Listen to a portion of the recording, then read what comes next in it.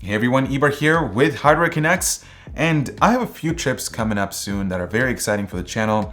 So I decided to kind of showcase what I carry with me in my backpack that helps me kind of make these videos, and of course guide me through the editing process as well. So stuff that I bring along with me for launch events and coverage and shows like that. So this is it. This is gonna be a what's in my travel backpack. This is actually my first what's in my bag video, and everything you'll see here will be linked in the description down below. So let's get into it. But first, a quick message from our sponsor.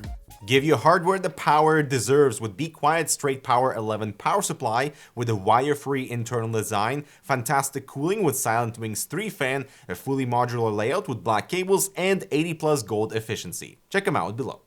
All right, so let's address the obvious thing that I carry with me, and that's backpack. So this is the Peak Design Everyday Backpack. It's the 20-liter version. They do offer a slightly bigger 30-liter version for bigger gear and bigger items and stuff like that. But the reason I chose this particular backpack is simply because of the compact size and the aesthetics, but also the million compartments that it has. The most important thing that I love about this backpack is the mag latch mechanism. It's just the best when it comes to accessing your gear.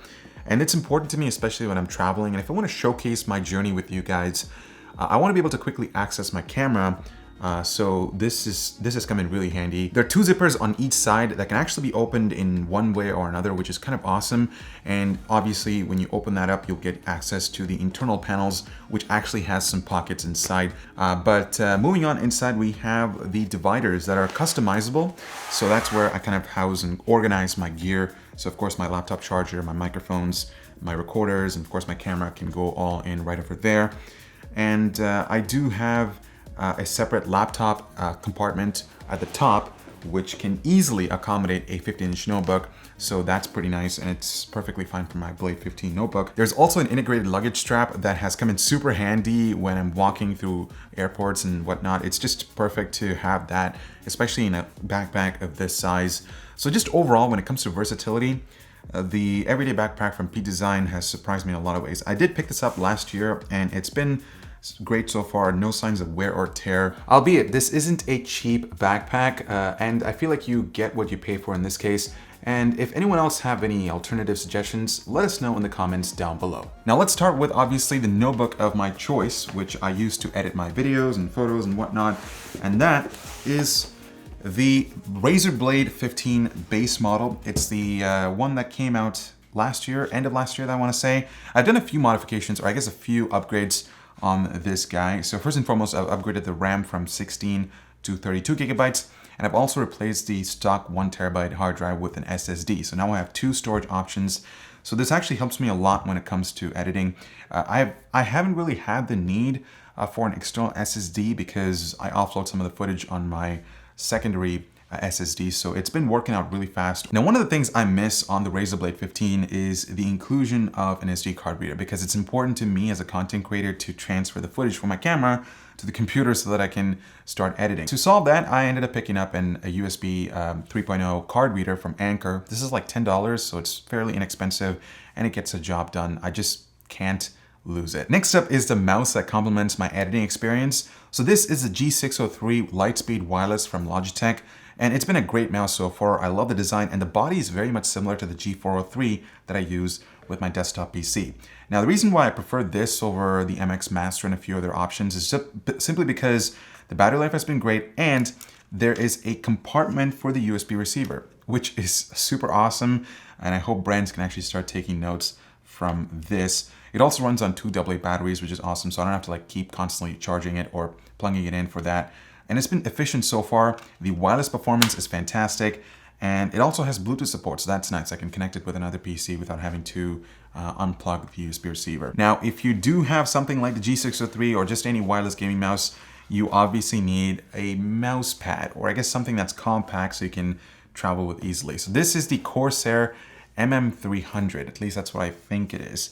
But it's fairly compact, and I think this was a swag from Corsair, but yeah, it's pretty cool. It's very comfortable. I love cloth gaming mouse pads. It's something that I'm super comfortable with. I don't really like the aluminum surfaces and hard mouse pads because it's just not my cup of tea, but this has been great. It's super flexible. It just easily tosses in. I can easily toss this in my backpack. Okay, so when traveling, you obviously need a good pair of headphones. So what did I go with? Well, believe it or not, it's the Sennheiser PXC 550s. Now, if you remember, I did a video on this a little while ago, so if you're interested in checking that out, link will be right over here.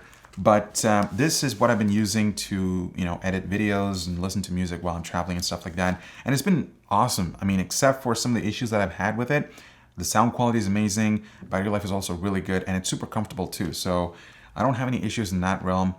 But yeah, it's been great so far. I just want to make sure that I don't accidentally turn this on. So that's off, by the way. So finally, I just want to wrap things up with some of the things that I carry in my pocket with me when I'm traveling. So that involves my smartphone and my smartwatch, which is something that a lot of you guys have been asking me about in the comments and reaching me out on Twitter and whatnot. So the smartphone of choice is the Galaxy S10 for now because I'm currently testing this guy. But the smartwatch that I'm carrying is the Diesel Full Guard. It's a smartwatch from Diesel. I know it's not super popular, but it was an impulse buy a couple of years ago when I was Christmas shopping.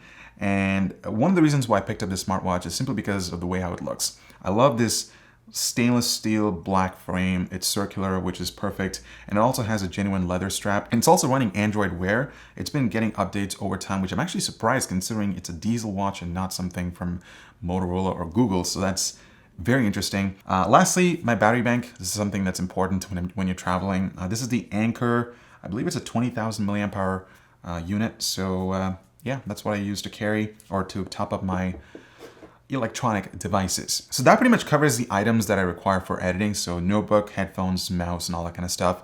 So now let's move on to the gear that I use to film all these videos. So currently I can't really show that because it's filming this or filming me right now. But my primary choice for shooting video is the Sony a7 III. It's a full frame mirrorless camera, great sensor, and it can shoot beautiful 4K video and as well as 1080p at 120 FPS slow motion. It just looks awesome. Now to pair with that, I do use a Sigma 18 to 35mm lens. This has been a legendary lens among YouTubers. It's still amazing. I just threw in a Sigma MC11 adapter to mount it to the Sony E-mount system because coming from my Canon C100, that was the only option that I had. I do carry another set of lenses with me, and that's the Sony 28mm f2.0 lens. This is the only full frame lens that I have in hand at the moment, but it's what I use when I'm kind of taking the slow motion shots while I'm traveling and kind of showcasing my journey with you guys. So it's been great so far, but I am planning on picking up a 16 to 35mm lens from Sony. It's the f4. Just because I think that that's a perfect lens for vlogging with the a7 III because 16mm will give you a really good field of view, especially on full frame sensor. That would look amazing. And that's what Dimitri uses as well. Speaking of vlogging, I obviously need a microphone to go along with that. So I use two microphones when I'm traveling. I carry two of them actually. So the first one is the Rode Video, that was not supposed to happen, but it's the Rode Video Mic Pro. And this has been a great mic so far. Battery life is also pretty good. I haven't had to replace it since I bought it last year. So quality has been great. This is what I primarily throw onto my camera when I'm vlogging. The other microphone is what I'm actually using to record this video. So it's a shotgun microphone from Sennheiser. It's the MKE600.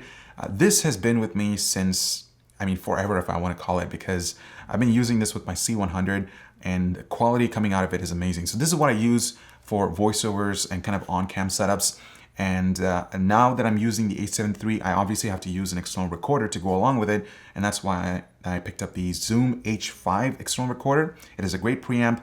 And what you're hearing right now is literally straight up coming from the MK600 to the Zoom H5 recorder.